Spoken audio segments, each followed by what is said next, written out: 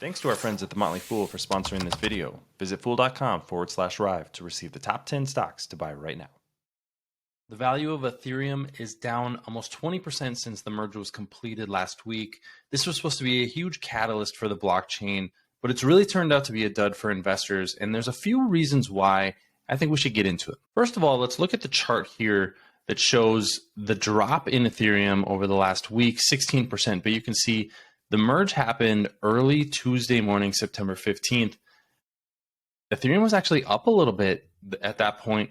So since this peak at 1638, Ethereum is down about 20%, trading as I'm recording at 1352 and 75 cents. There are a few reasons that this might be taking place. One is just a trading dynamic. Typically, investors say, buy the rumor, sell the news. I think that's what a lot of investors are doing right now with the merge. If you remember back in June, Ethereum hit below $1,000 per token and just shot higher after that.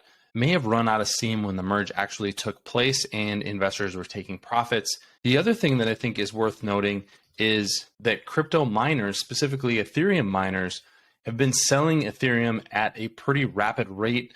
Decrypt is reporting that 15,000 Ethereum tokens were sold leading up to the merge. Now, if you were a proof of work miner, when the merge happened and we moved to proof of stake, your business basically went to zero. And we heard stories about miners selling some of their equipment, and they're obviously selling their Ethereum as well. They may just be getting out of that business completely. That's dumping a lot of tokens onto the market. It is not a very liquid market right now, so that could be a driver of some of the drop over the last week. The other thing that we need to keep in mind is that interest rates are going up. The Federal Reserve is expected to increase interest rates potentially 75, maybe even 100 basis points this week.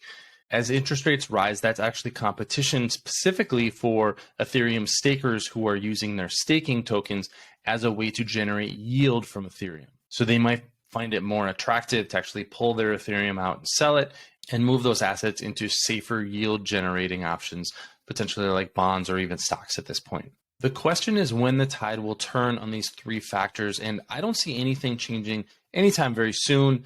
The hype about the merge is gone. There's not a big upgrade expected for months, potentially years at this point. I don't think that we have a time frame on the next scaling solutions that are expected to be built for Ethereum.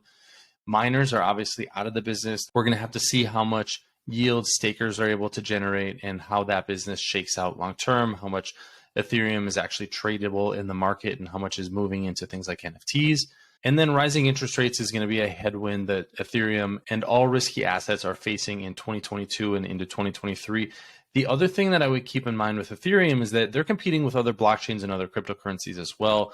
So we have blockchains like Solana, which are actually increasing both their user base and number of transactions as Ethereum users and transactions are on the decline. That is going to create some pressure specifically for use cases like NFTs.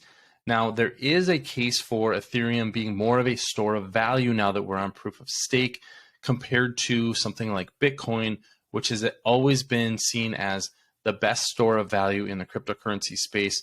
But Ethereum now has such a better energy footprint that it will be interesting to see if investors see Ethereum as a better store of value than Bitcoin, and we see those buy and hold investors move to the Ethereum blockchain.